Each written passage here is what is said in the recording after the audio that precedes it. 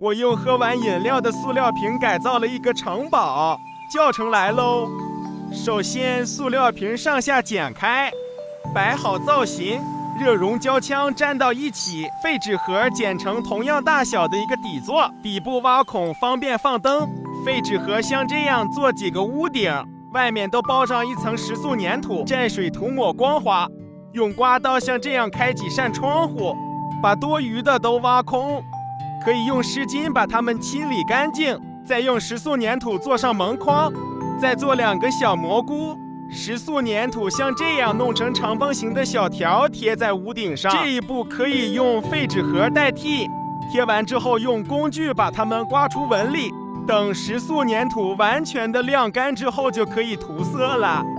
屋顶、门窗、蘑菇全部都涂上丙烯颜料。最后的墙面刷成白色，这样就完成了。